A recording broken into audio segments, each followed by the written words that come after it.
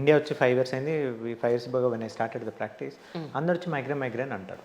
But అన్ని మనకి headache వచ్చి అన్నీ కూడా మైగ్రేన్ కావు usually. How do you know అంటే మైగ్రేన్కి దేర్ ఇస్ స్పెషల్ ఫీచర్స్ ఏంటంటే మీకు ఆ హెడేక్ స్టార్ట్ అయ్యే ముందు డాట్స్ కనబడుతుంటాయి కొంతమందికి. కొంతమందికి డిఫరెంట్ స్మెల్స్ వస్తాయి. బయట ఏముండదు బట్ స్మెల్ డిఫరెంట్. అసలు సార్ మైగ్రేన్ వాళ్ళకి I have a migraine from last 20 years. Okay. So వాళ్ళ నోస్ కూడా చాలా సెన్సిటివ్ ఉంటుంది సార్. ఉంటుంది, కరెక్ట్. ఎక్కడ ఏ చిన్న స్మెల్ తేడా వచ్చినా ఫస్ట్ తెలిసిపోతుంది. ఎందుకంటే అది ట్రిగ్గర్ అవుతుంది మాకు. ఒక స్మెల్ పడింది ఏదైనా ఉంటే అది ట్రిగ్గర్ అవుతుంది. సో ఇది నేను చాలాసార్లు చూసాను. ఓవర్సీస్ ప్లేసెస్కి వెళ్ళినప్పుడు కరెక్ట్ సముద్రం ఎక్కడ ఉంటుందో ఆ సముద్రం ఉన్న ప్లేస్కి స్లోగా స్టార్ట్ అవుతుంది ఒక పక్కన. అమ్మా ఇది వచ్చేసింది దేవుడా అనుకుని వెంటనే ఒక టాబ్లెట్ వేసేయాల్సి ఉంటుంది. Please tell us. సో ఇవన్నీ కూడా ట్రిగ్గర్ పాయింట్స్ అనమాట. బట్ కొంతమందికి ఉంది టేస్ట్ చేంజ్ అవుతుంది. సో ఇవి ఉన్న వాటిని వి క్లాసిఫైజ్ మైగ్రేన్. బట్ అది లేకుండా when you have headache mostly what happens is, నేను మీ ఇందాక చెప్పిన విధంగానే this is the tissue right. So ఇది బాడీ అనుకోండి. సో మనకి ఇక్కడ నుంచి ఏదైతే వచ్చిందో ఇక్కడ వరకు వస్తుంది, ఇది ఇక్కడి వరకు కనెక్ట్ ఉంటుంది. ఓకే. సో మనకి ఈ రిలేటెడ్ మసిల్ ఎప్పుడైతే బాగా స్ట్రెస్లో కంటిన్యూస్గా స్ట్రెస్లో ఉందో అది భరించేంత వరకు భరిస్తుంది. సో ఫస్ట్ ఇక్కడ నొప్పి ఉంటుంది. అది ఎప్పుడైతే దాని థ్రెషోల్డ్ బ్రేక్ అయిపోయిందో ఆ పెయిన్ మెల్లగా ఈ కనెక్టెడ్ టిష్యూ ఇక్కడ నుంచి ఇక్కడ వరకు వస్తుంటుంది. రైట్. ఓకే. సో ఎప్పుడైతే మనకి ఈ ట్రిగరింగ్ ఫ్యాక్టర్స్ కానీ ఈ అసోసియేటెడ్ సిమ్టమ్స్ అంటే ఆరా అంటాం, మైగ్రేన్కి ఆరా ఉండాలి. ఆరా అంటే విజువల్ డిస్టర్బెన్సెస్ అన్న ఉండాలి, ఆల్ఫాక్టరీ స్మెల్ డిస్టర్బెన్స్ అన్న ఉండాలి, టేస్ట్ అన్న. ఇవి వాళ్ళకి తెలుస్తుంది. ఆ ఆరా లేని పక్షంలో ఏంటంటే మోస్ట్లీ మసిల్ కనెక్టెడ్. సో ఈ మసిల్ నుంచి వచ్చినప్పుడు హెడేక్స్ వస్తాయి. Similarly you have neck muscles and then you have jaw muscles. ఈ జా మసిల్స్ కూడా ఫేస్ ఇక్కడ నుంచి పై దాకా కనెక్టెడ్. ఇప్పుడు ఈ మసిల్స్లో ఎప్పుడైతే ఇంబ్యాలెన్స్ వచ్చిందో that also will lead to headaches. So అందుకని మేము ఫిజియోథెరపీలో usually head is the area we never use to touch.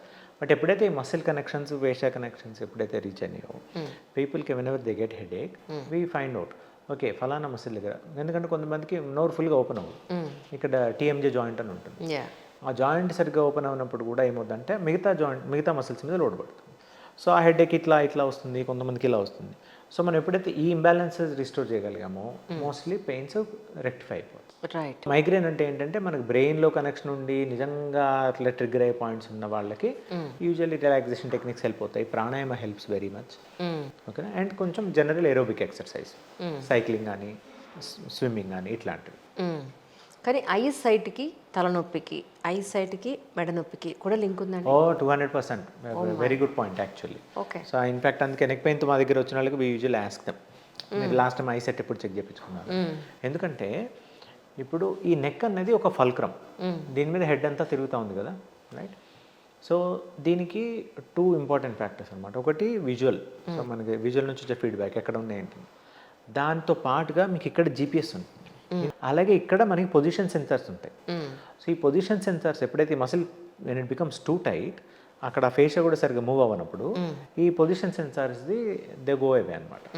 అప్పుడు అది డిస్టర్బ్ అవుతుంది.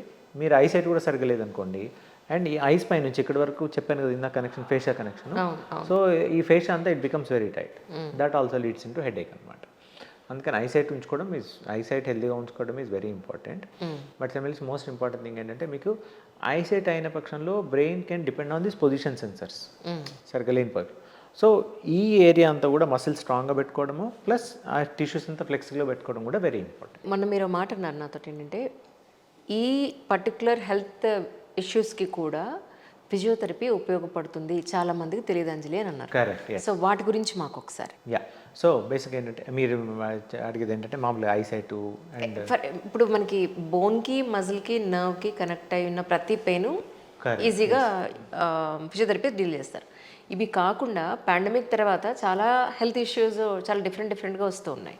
సో వాటికి కూడా ఇది మనకి యూజ్ అవుతుంది అని అన్నారు మొన్న కొన్ని పర్టికులర్ థింగ్స్ చెప్పి. సో వాటి గురించి ఏమైనా చెప్తారా? Good question. So pandemic now it's divided only two, pre COVID, post Covid.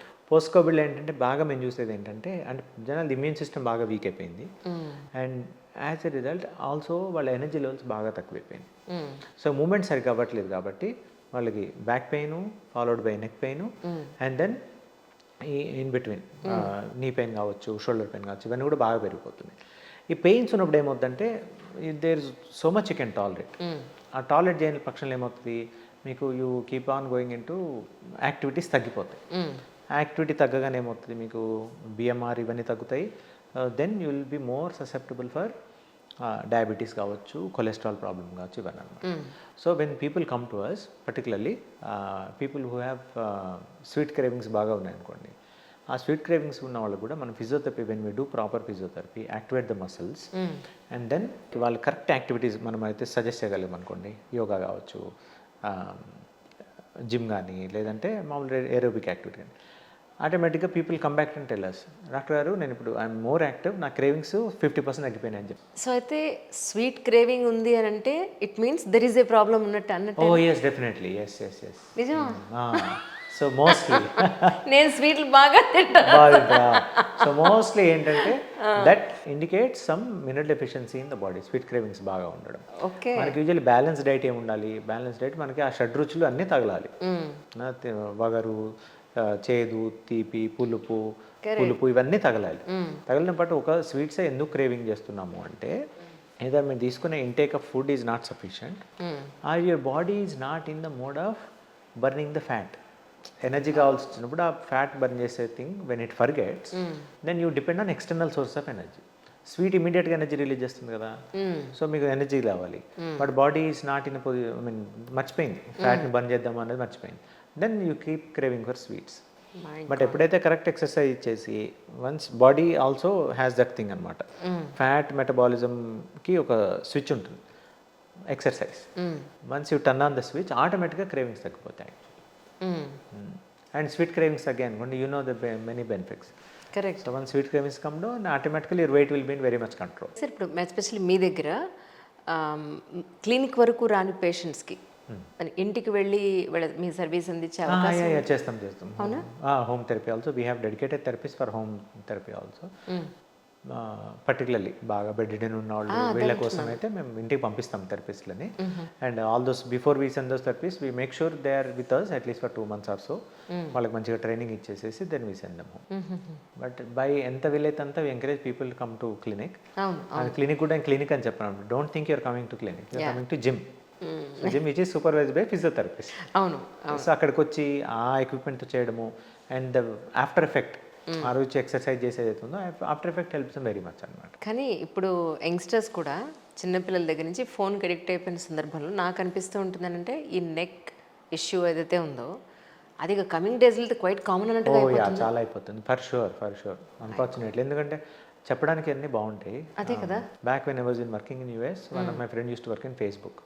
తను చెప్పేవాడు నాకు, ఫేస్బుక్లో మేము ఏం చేస్తున్నామో మీకు అసలు ఐడియా కూడా లేదు.